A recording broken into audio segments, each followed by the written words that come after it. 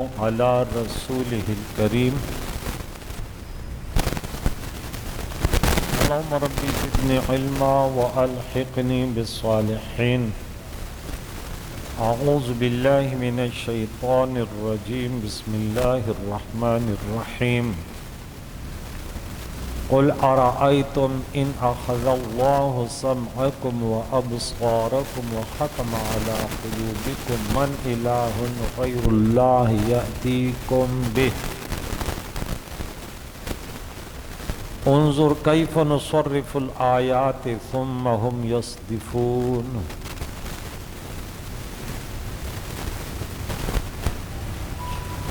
صدق اللہ خالقنا العظیم. ہمارا درس سورہ انعام آیت نمبر 45 تک ہوا تھا. گزشتہ درس میں یہ بتایا گیا کہ جب اللہ کی طرف سے جب ان پر مشکلات آئے تو یہ گڑ گڑائے کیوں نہیں، اللہ کے حضور فریاد کیوں نہ کیا.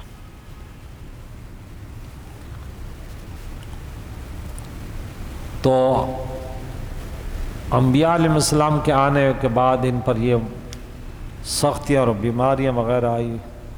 جب یہ ان کے دل سخت ہو گئے تو ان کو پھر ڈھیل دیا اور ان کو خوب دنیا کے نعمتوں سے مالا مال کیا. یہ خوش ہوئے اس میں. پھر اچانک اللہ فرماتے ہم نے ان کی گرفت کی اور قوم ظالم کی جڑ کو کاٹ کر رکھ دیا. تمام تعریف ہے رب العالمین کے لیے. آج کے درس میں اللہ فرماتے قل ارأیتم ان اخذ اللہ سمعکم وابصارکم. آپ کہیے یہ بتاؤ اگر اللہ تمہارے کان اور تمہاری آنکھیں لے لے، سمعکم وابصارکم، اور وختم علی قلوبکم، تمہارے دلوں پر مہر لگا دے، من الہ، تو کون ہے معبود غیر اللہ، اللہ کے علاوہ، یاتیکم بھی، کہ تمہیں یہ مذکورہ نعمتیں دے. کبھی سوچا ہے کان آنکھیں چلے جائے تو کیا ہے؟ یہ کس نے دیے؟ اللہ نے. کیا تمہارے یہ بت جن کو تم پوچھتے ہو یہ تمہیں یہ دے دیں گے؟ انظر کیف نصرف الآیات ثم هم یصدفون. دیکھیے کہ ہم کس طرح بار بار دلائل بیان کرتے ہیں پھر بھی وہ روگردانی کرتے ہیں اور اوندے جاتے ہیں اور الٹے جاتے ہیں، دین حق سے پھر جاتے ہیں. قل ارأیتم، پھر فرمایا آپ کہیے بتاؤ، ان اتاکم عذاب اللہ بغتۃ، اگر اچانک اللہ کا عذاب آ جائے، کھلم کھلم، اچانک آ جائے یا کھلم کھلم آ جائے، هل يهلك الا القوم الظالمون، تو قوم ظالم کے علاوہ کوئی ہلاک ہوگا؟ یعنی قوم کافر ہی اللہ کے عذاب میں برباد ہوگی، خسرت دنیا والآخرہ. وما نرسل المرسلین الا مبشرین ومنذرین، اور ہم نہیں بھیجتے انبیاء کو مگر خوشخبری سنانے والے اور ڈر سنانے والے. نیکوکاروں کو خوشخبریاں سناتے ہیں اور بدکاروں، گناہگار، خطاکاروں کو جو غلط راستوں پر گامزن ہیں انہیں ڈر سناتے ہیں. انبیاء علیہ السلام سیدھا راستہ کہتے ہیں، یہ راستہ اللہ کی رحمت، اللہ کی رضا کا ہے، اور یہ راستہ جو ہے یہ اللہ کی ناراضگی کا اور شیطان کا راستہ ہے، اور اللہ کے عذاب کا راستہ، اس میں تمہاری گرفت ہو جائے گی. کھل کر وہ یہ فرائض سر انجام دیتے ہیں. علماء کرام کے بھی یہ فرائض ہے جو ہم نے اسی سورت کے 19 نمبر آیت میں پڑھا تھا کہ قل اوحی الی ھذا القرآن لانذرکم بہ ومن بلغ، کہ مجھے یہ قرآن وحی کیا گیا کہ میں تمہیں ڈراؤں. جن کے پاس یہ قرآن پہنچا وہ بھی آگے علماء جو قرآن پاک سیکھتے ہیں وہ بھی لوگوں کو ڈرائیں. اللہ کے نافرمان. لوگوں کے عقائد بہت زیادہ خراب ہو گئے. اب یعنی یہ نماز نہ پڑھنا یہ لوگوں کا عقیدہ بن گیا. کہتے بس کبھی کبھی پڑھ لیا نا, یہ تھوڑی کہ ہم ہر وقت ہر 5 وقت نماز پڑھیں گے. اب کتنا گرا ہوا عقیدہ یار. اب قرآن پڑھتا ہے کہ یار نماز میں نہ پڑھنا تو دور کی بات ہے, سستی کرنے والے کو بھی منافق کہا گیا, اور منافق کے لیے جہنم کا نیچا طبقہ بتایا گیا. اچھا دنیا کے لیے ایسے نہیں سوچتے کہ یار ہر پوری زندگی نوکریاں کریں, اس کے لیے تو لگے رہتے ہیں. لیکن اللہ کی بندگی کی بات آتی تو کہتے ہیں یار کیا ہم روزانہ نماز پڑھیں گے اور پھر صبح کی بھی پڑھیں گے. نویتور لہتارو راورز بیوزل, کہتے ہیں کالے لحد اندھیرے والے لحد میں تو ایک دن جاؤ گے نا, پھر پتہ چل جائے گا کہ دین کو مذاق سمجھ رکھا, دنیا کے لیے ہر وقت کمر بست تھا, مستعد رہنا اور دین کا مذاق اڑائے جب چاہیں گے. اللہ اکبر.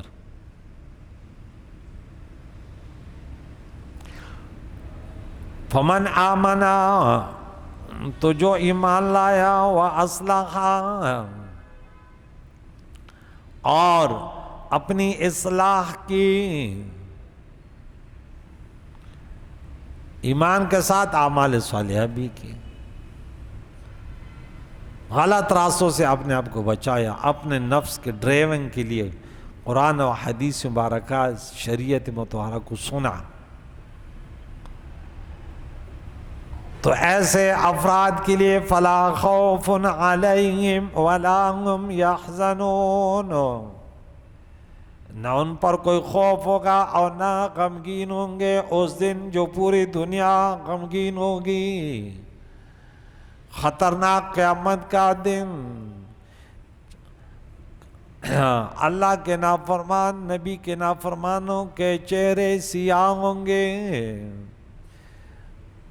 وجوہ یومئذ تبیض وجوہ تسود وجوہ, یعرف المجرمون بسیماہم فیؤخذ بالنواصی والأقدام, هذه جہنم التي يكذب بها المجرمون, یطوفون بینها وبین حمیم آن. اللہم اجرنا من النار یا رحیم یا کریم یا حنان یا منان. یہ آیت مبارکہ بار بار آپ دیکھیں سنا کریں کہ وہ کون لوگ ہیں جن کے بارے میں فلا خوف علیہم ولا هم یحزنون پڑھا. پہلے پارے میں دیکھیں آدم علیہ السلام کے واقعہ میں, پھر 62 نمبر آیت میں, پھر 112 نمبر آیت میں, ایسے چلتے چلتے آخر تک سورہ بقرہ میں 5-6 بار پڑھا. لیکن ہم قرآن پاک کو پڑھتے نہیں کہ ہمارے لیے اس میں کیا حکم ہے. غمگین اور عذاب میں مبتلا کون ہوں گے. اب دنیا میں یہ سوچتے ہیں کہ دیکھیں اپنے بچوں کو میں دیکھتا ہوں صبح صبح کہ ہم نماز کے لیے آتے, اس وقت بھی بعض عورتیں اپنے بچوں کو لے کر روڈ پر کھڑی ہوتی ہیں, کتنے جلدی اٹھتی ہیں کہ بچے کو بھیج رہی ہیں. لیکن نماز کے متعلق اگر بات آئے تو دین کے متعلق تو ٹھیکیدار بنے ہوئے. والذین کذبوا بآیاتنا, مبشرین و منذرین کے بعد جو ان کی بات مانی اور منذرین کے بعد ڈرانے کے بعد گناہوں سے بچے اور خوشخبری حاصل کرنے والے انہی خوشخبری کے اعمال کرنے والوں کے لیے آگے بڑھے, تو فلا خوف علیہم ولا هم یحزنون. اور جنہوں نے جھٹلایا ہماری آیتوں کو, یمسهم العذاب بما كانوا یفسقون, ان کو ان کے فسق کی وجہ سے, نافرمانیوں کی وجہ سے, کفر کی وجہ سے, ہاں اللہ کا عذاب چھو لے گا, انہیں عذاب ہوگا ہمیشگی کا. فاسق جہود مراد ہے, کیونکہ جھٹلانے والا کافر ہو گیا نا, تو فسق کے جو معنی مختلف ہیں کہ فاسق تغابی ہے یا فاسق انحماق ہے, تو بولا نہیں یہ فاسق جہود ہے, کافر ہے. قل لا اقول لكم عندي خزائن اللہ, آپ کہیے میں تمہیں نہیں کہتا کہ میرے پاس اللہ کے خزانے ہیں، وَلَا أَعْلَمُ الْغَيْبَ، اور میں یہ نہیں کہتا کہ میں از خود غیب جانتا ہوں، وَلَا أَقُولُ لَكُمْ إِنِّي مَلَكٌ، اور نہ میں تم سے یہ کہتا ہوں کہ میں فرشتہ ہوں، إِنْ أَتَّبِعُ إِلَّا مَا يُوحَىٰ إِلَيَّ، میں اللہ کا بندہ ہوں، اللہ کے احکام، اللہ کے حکم کا پابند ہوں، میں اسی کی میں پیروی نہیں کرتا مگر وہ جو مجھے وحی کی جاتی۔ قُلْ هَلْ يَسْتَوِي الْأَعْمَى وَالْبَصِيرُ، آپ کہہ دیے کیا دیکھنے والا اور نابینا، اندھا اور دیکھنے والا کیا برابر ہیں؟ کافر اور مسلمان برابر نہیں ہیں۔ افلا تتفکرون، پھر تم کیوں غور اور فکر نہیں کرتے؟ یہاں ایک اختلافی مسئلہ کہ حضور علیہ السلام کو اللہ نے فرمایا آپ ان سے کہہ دیجئے کہ میں تم سے نہیں کہتا، میں تم سے نہیں کہتا۔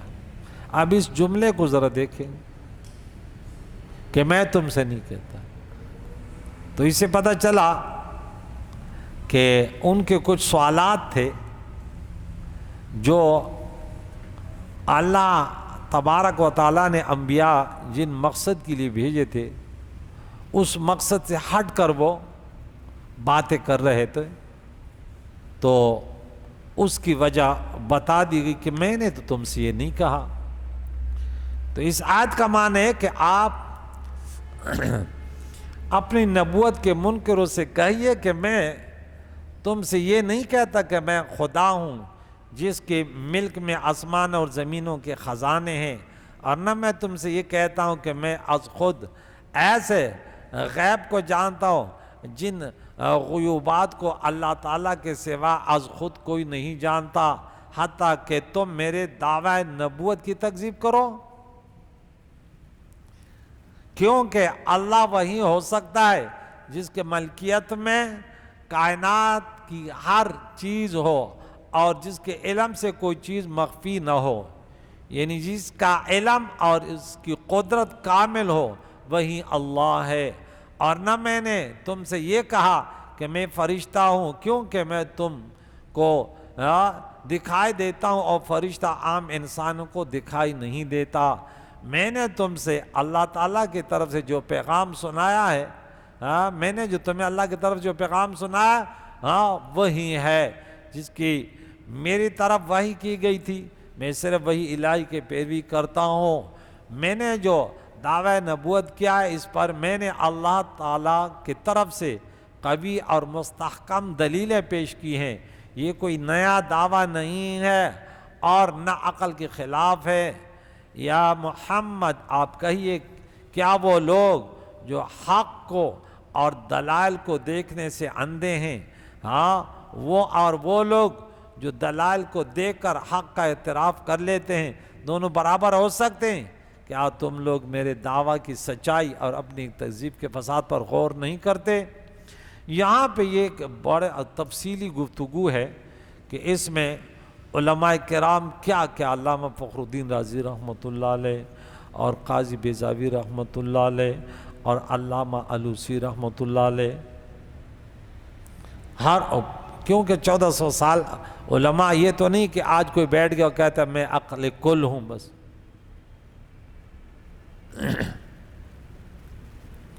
علامہ سید محمد علوسی وہ فرماتے ہیں کہ معنی یہ ہے کہ میں یہ دعویٰ نہیں کرتا کہ میں اللہ تعالیٰ کے افعال سے متعلق علم غیب کو جانتا ہوں، حتیٰ کہ تم مجھ سے یہ سوال کرو کہ قیامت کس وقت واقع ہوگی یا عذاب کس وقت نازل ہوگا۔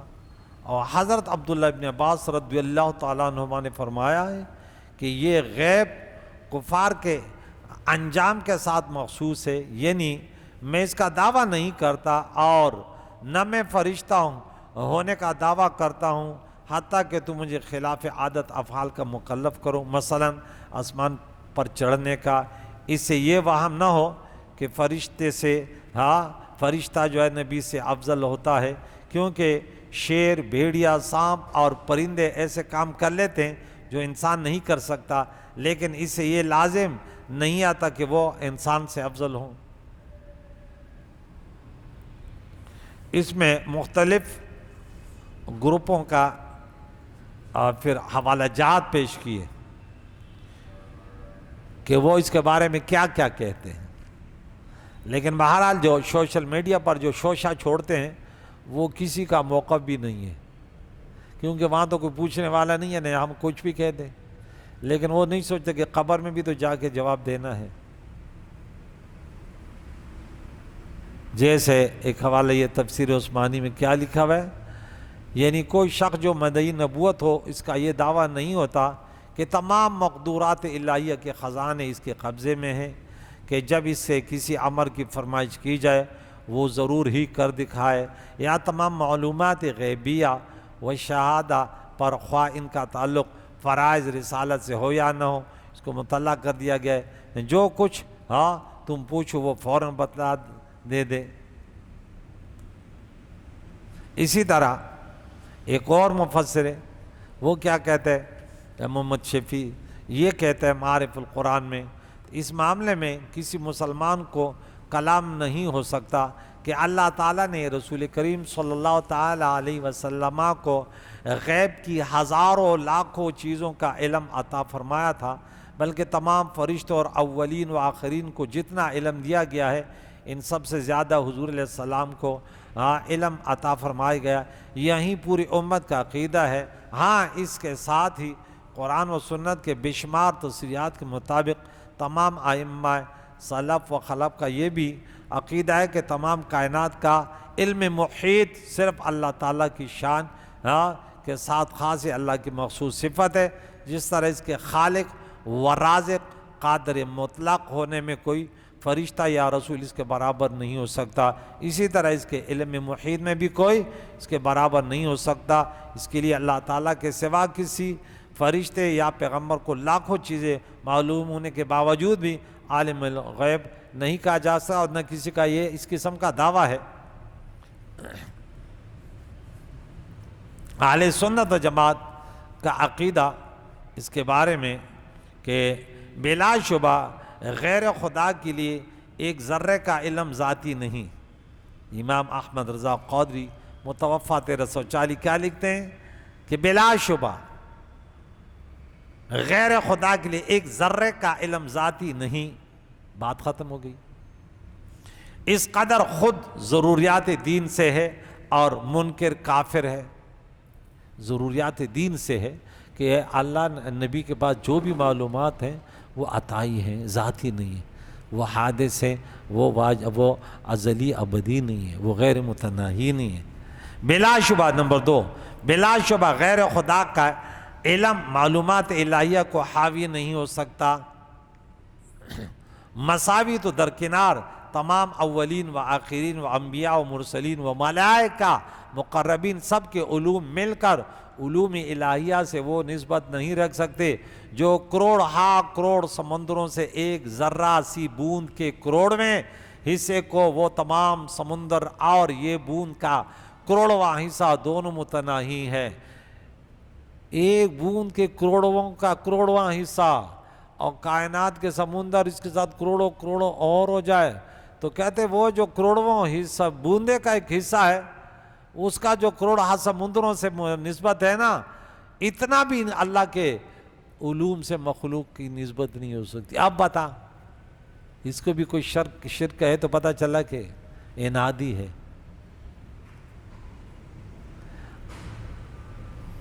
کیونکہ یہ دونوں متناہی ہے، ایک بوند کا کروڑواں حصہ اور سمندر جو موجود ہے اس میں کروڑ اور جائے پھر وہ بوند کا کروڑواں حصہ ان سمندروں کے ساتھ بھی کچھ نسبت ہوگی نہ، کیونکہ دونوں متناہی ہیں۔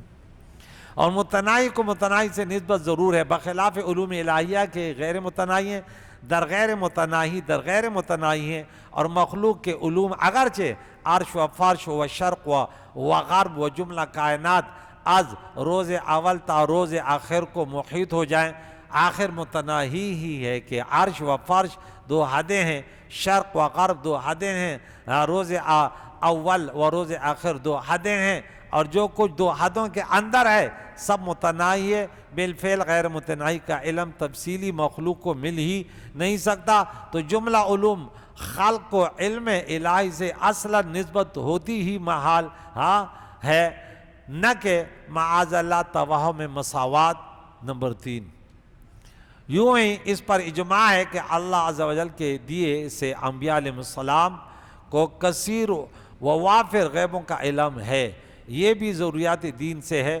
جو اس کا منکر ہو کافر ہے کہ سرے سے نبوت ہی کا منکر ہوا ہے، یہ تو وہ سمجھے تو تب یہ کریں۔ نمبر 4، اس پر بھی اجماع ہے کہ اس سے فضل جلیل میں، اس فضل جلیل جو علوم کی بات ہو رہی ہے، محمد صلی اللہ علیہ وسلم کا حصہ تمام انبیاء تمام جہانوں سے اتم و اعظم ہے۔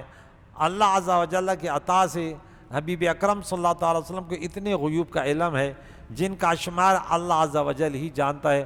مسلمانوں کا یہاں تک اجماع تھا۔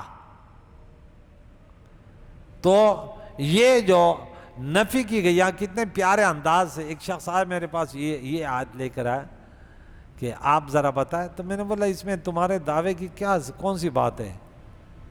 میں نے بولا میں ایک مقصد کے لیے آیا ہوں کہ بھئی میں ایک کام کرتا ہوں اور تو مجھے ایک دوسرے کام کے پیچھے پڑ جا۔ میں نے بولا یار آپ کہتے ہیں کہ نہیں آپ مجھے 10,000 روپے، میرے پاس اگر 10,000 نہیں، میرے پاس 10 لاکھ ہیں، لیکن میں آپ کو بولوں کہ حضور میرے تو یہ دعوی نہیں ہے جو آپ کہہ رہے ہیں، میں تو آیا ہوں، میں یہ چیز بتانے آیا ہوں، اور تو اس چیز کو چھوڑ کے وہاں پہ لگ گیا۔ تو نبی علیہ السلام کہ یہ تھوڑی وہ ہے کہ آپ کو بتائیں کہ تیرا پاپ پھلوں تو پر لایا نیچے تو پیچھے تم پڑ جاؤ، اس کا تو دعویٰ ہی نہیں ہے۔ اور ان کا دعویٰ تھا یہ بتا دے پھر یہ بتا دے پھر یہ، اس میں تفصیل ہے، میں تفصیل پہ نہیں گیا۔ لایا نہیں جاؤ، پھر ہمارے کو خزانے دے دے، اور کل کیا ہوگا آنے والے وقت میں کون سی چیز مہنگی ہوگی کون سی سستی ہوگی، اب دنیا کے پیچھے پڑ گئے۔ بولے نہیں، اللہ نے فرمایا یہ دین ہے، بس اگر ماننا ہے تو آ جا، ورنہ عذاب جہنم کے لیے تیار رہو۔ آپ نے شادی پھر کیوں کی؟ یوں سے اسے بولا میں نے فرشتہ ہونے کے تھوڑی دعوی کی۔ تو یہ ان کے اعتراضات کے جواب ہے۔ آج امت مسلمہ خود میدان میں آ گئی، بھائی وہ تو غیر تھے دعوے کرنے آ گئے، اب یہ اپنے دعوے گئے۔ حضور علیہ الصلوۃ والسلام کی جب بات آئے تو امام بوصیری جیسے کہہ دو وَإِنَّ مِن جُودِكَ الدُّنْيَا وَضَرَّتْهَا وَمِنْ عُلُومِكَ عِلْمَ اللَّوْحِ وَالْقَلَمِ، بات ختم ہوگی۔ اب یہ نہیں کہ اس میں آیتیں، یہ آیت نہیں ہے، اس میں کتنی آیت مقدسہ اس پر جو ہے وہ ناطق ہے اللہ کی پیارے نبی کہ آپ کو کہتے ہیں یہ والے نہیں، اس کے علاوہ بھی تو بہت ساری آیتیں ہیں۔ یہ آیت دیکھیں ذَلِكَ مِنْ أَنْبَاءِ الْغَيْبِ نُوحِي إِلَيْكَ، یہ غیب کی خبریں کہ ہم آپ کی طرف وہی کرتے ہیں، کیونکہ اسی سے علم حاصل ہوتا ہے۔ خبر ساتھ جیسے شرائعات میں لکھا ہے کہ علم کے 3 اسباب ہیں، حواس سلیمہ، خبر صادق اور عقل۔ اور جب نبی کو غیب کی خبریں دی گئی علیہ السلام تو آپ کو غیب کا علم حاصل ہو گیا، خبر جب آتی حاصل ہے نا۔ اس طرح دوسری آیت ہے تِلْكَ مِنْ أَنْبَاءِ الْغَيْبِ نُوحِيهَا، سورہ ہود میں، وہ پہلے سورہ آل عمران میں، پھر تیسری آیت وَمَا كَانَ اللَّهُ لِيَطْلَعَكُمْ عَلَى الْغَيْبِ وَلَكِنَّ اللَّهَ يَجْتَبِي مِن رُّسُلِهِ مَن يَشَاءُ۔ اللہ کی شان نہیں ہے کہ وہ تمہیں غیب پر مطلع کر دے، ہاں غیب پر مطلع کرنے کے لیے وہ چن لیتا ہے جسے چاہے، اور وہ اللہ کے رسول ہیں۔ اور اس طرح سورہ جن میں عالم الغیب، اللہ عالم الغیب ہے فلا یظہر علی غیبہ احدا، وہ اپنے غیب کسی پر اظہار نہیں فرماتا، الا من ارتضی من رسول، سوائے ان کے جن کو اس نے پسندیدہ فرما لیا، جو اس کے رسول ہیں۔ تو کتنی آیتیں ہیں کہ فلا یظہر علی غیبہ احدا الا من ارتضی من رسول، اپنے رسول۔ تو اس قسم کی بات ہے کہ جو اللہ تعالیٰ کے عطا سے نبی کہتے اسی انسان کو کہ وہ آپ کو غیب کی خبریں بتائے گا۔ وہ کتاب سامنے رکھ کے تمہیں نہیں بتا کہ میں نے یونیورسٹی میں یہ پڑھا، میں نے لیکچر میں یوں پڑھا، وہ بولے اللہ کا حکم یہ ہے، اللہ کی صفات یہ ہے، جنت میں یوں ہے، جہنم میں یوں ہے۔ وہ یہ نہیں کہ اپنے طرف سے کرے گا، اس کے طرف تو اللہ تعالیٰ کی طرف سے ہے نا، لیکن وہ علم آتا ہے اللہ کی طرف سے اور وہ غیب کا ہے، اسی کو کہتے ہیں کہ ان کو اللہ تعالیٰ کی طرف سے کیا ہے، علم غیب آتا ہوا۔ بہرحال اللہ تعالیٰ میں حضور علیہ الصلاۃ والسلام کے جو صفات مبارکہ ہیں اس پر مجتمع کر دے، اختلاف سے بچائے، جس میں حضور کی شان ہے وہ اچھی طریقے سے بیان کیے جاؤ، بے ادبی سے اللہ بچائے، اس سے برے انداز سے کہ کوئی کہہ دے کہ بس ہمارے جیسے دو ہاتھ دو پاؤں، ہمارے کوئی نفع نقصان کا وہ نہیں ہے، دیوار کے پیچھے کا پتہ نہیں ہے، تو اس طرح تو کوئی اپنے باپ اور کوئی عام انسان کے لیے بھی نہیں کہتا۔ کریم مولا سے دعا قرآن مجید فرقان حمید کی تعلیمات سے اللہ ہم سب کو بہرمند فرمائے، یا اللہ ہمارے گناہوں کو معاف فرما دے، یا اللہ جو علماء کرام تیری رضا کے لیے دین اسلام کی تبلیغ کرتے ہیں، یا اللہ تیری رضا کے لیے افراط و تفریط و تفرق میں نہیں بٹنے کی کوشش نہیں کرتے، یا اللہ اجر عظیم عطا فرما، پیارے اللہ اہل سنت جماعت کے عقیدے پر ہم سب کو استقامت نصیب فرما۔ صلی اللہ تعالی محمد و صحبہ اجمعین برحمتہ۔